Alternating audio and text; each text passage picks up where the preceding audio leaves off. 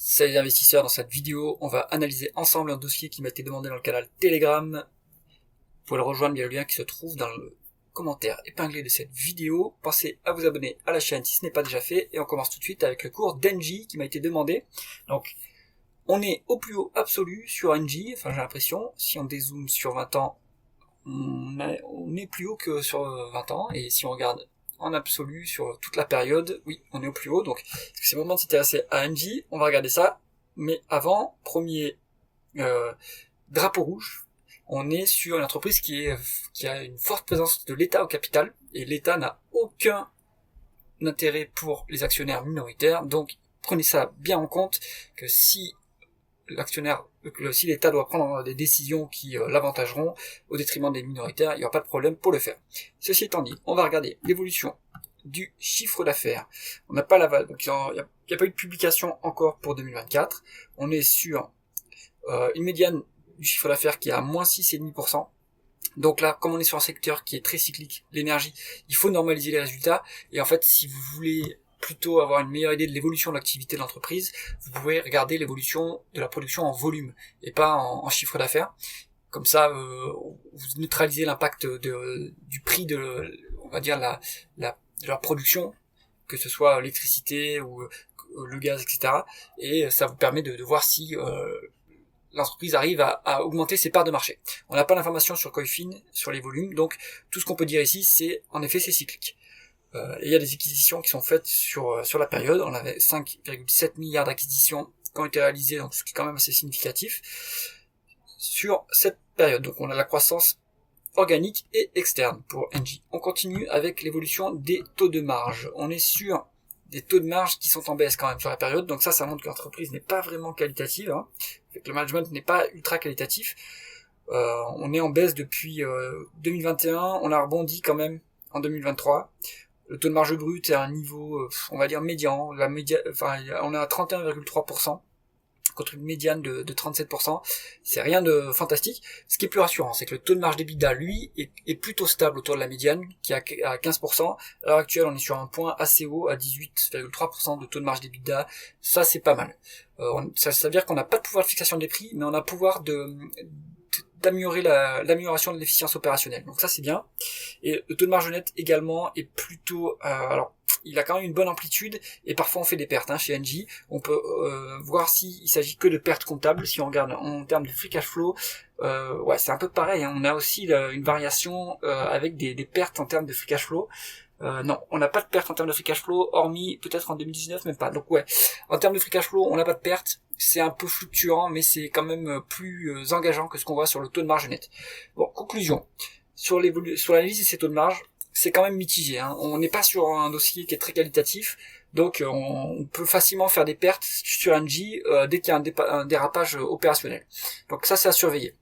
Ensuite, on continue avec la conversion des bénéfices nets en free cash flow. On a des free cash flow qui sont largement plus élevés que les bénéfices nets. C'est simple, sur 10 ans, on a fait 7 milliards de pertes pour Engie. Mais ce sont des pertes comptables. Maintenant, en termes de free cash flow, on a fait 114 milliards, donc c'est énorme. D'où vient la différence? Est-ce qu'on a une amélioration du BFR? Oui, pour 50 milliards, excellent. Est-ce qu'on a les dépenses en capital qui sont moins élevées que les dépréciations et amortissements? On est sur, pareil, 80 milliards, donc non, on a 80 milliards de suppléments de capex, donc ça impacte normalement les free cash flow. L'avantage au moins, c'est que l'entreprise continue à investir pour l'avenir, et ce qui est important en Europe en plus, on doit continuer à investir dans l'énergie, et c'est un des rares atouts compétitifs de la France, donc Engie continue à investir. Et est-ce qu'on a des other non-cash items? On va regarder, c'est le cas, on a 177 milliards, donc c'est énorme. Donc là, il doit y avoir des dépréciations, enfin des provisions. Donc rendez-vous dans les tableaux de flux de trésorerie pour comprendre de quoi sont constitués ces other non-cash items. Pour valoriser l'entreprise, on utilisera les free cash flow, parce que sinon, de toute façon, on n'a pas de bénéfice.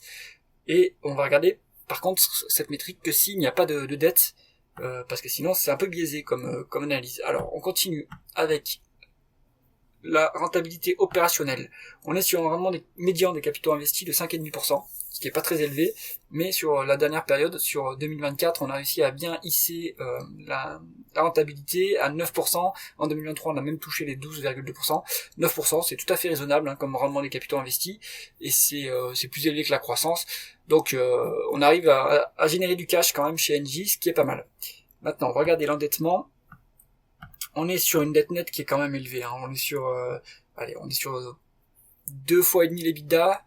C'est élevé, mais ça reste raisonnable. À ce niveau-là, ça reste un bilan qui reste solide, pas impeccable, mais bon, il est quand même solide. Par contre, c'est en termes de free cash flow, là, c'est autre chose. On est sur 7 à 8 fois les free cash flow en termes de dette nette.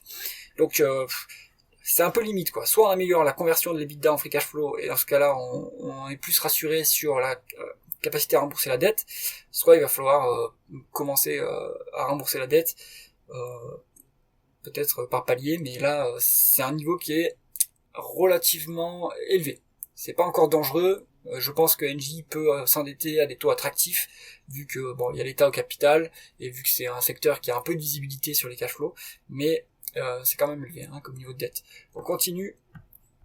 Rémunération d'actionnaire, c'est je crois un des principaux attraits de Engie, c'est qu'on a un dividende de 4 milliards 130 millions qui est versé, ce qui nous fait plus de 10% de rendement du dividende. Donc c'est élevé, mais c'est trop élevé. On est sur quasiment la totalité des free cash flow reversés en dividende. Et ça, c'est l'État qui veut sa part, qui veut ses dividendes pour combler les déficits. Mais là, l'État en demande beaucoup trop, et ce dividende n'est pas du tout sécurisé. Si on essaye un peu d'être gentil et qu'on normalise ces free cash flow sur 3 ans, mettons, on est sur 3 milliards 950 millions. Pareil, en fait, c'est plus bas. Donc là, on est sur un point haut des free cash flow. On était sur un point haut des free cash flow en 2023. Ça a un peu rebaissé, mais là, on est sur quand même un niveau élevé de free cash flow. Et le dividende est augmenté toujours pour aller pomper la majorité de ces free cash flow en dividende. Ce qui va se passer, c'est qu'on va bientôt devoir s'endetter pour verser ce dividende. Et ça, c'est pas bon. Il y a eu un peu de rachat d'actions d'effectuer, mais vu l'échelle, c'est rien de significatif. Donc, Coifin nous calcule un rendement d'actionnaire à 8%. Je suis étonné, je pense que c'est quand même plus élevé que ça, donc peut-être que ça prend en compte la dilution qu'il y a eu. Bon, à vérifier, on est plus élevé que ça en termes de dividende, mais ce dividende n'est absolument pas sécurisé. Je pense que ce qui serait sécurisé comme niveau de dividende, ça serait un dividende de 2 milliards, avec donc un rendement de 5%. Là, c'est trop dangereux. On continue. La valorisation du groupe. Alors, on va se mettre en valeur d'entreprise sur EBITDA. Alors, il y a une décote de près de 15, entre 15 et 20% de décote. Donc, marge de sécurité. En plus, en absolu, le niveau est faible de valorisation en termes de valeur d'entreprise sur EBITDA. Mais ça va être la conclusion du dossier. On est, à mon avis, même si en absolu on est sur un niveau faible, le bilan n'est pas très solide. On a quand même pas mal de dettes. On est sur l'État au capital, donc ça c'est dangereux. Et l'État demande trop de dividendes, donc il n'y a pas de free cash flow. Donc on va devoir en fait s'endetter pour continuer à verser les free cash flow. Enfin, pour verser les dividendes. Et donc ça va faire monter la dette et fragiliser encore plus le dossier. Donc moi je pense que Engie attendait quand même soit que le dividende soit baissé, soit que la valorisation revienne à une valeur encore plus douce, et dans ce cas-là, vous aurez une plus grosse marge de sécurité.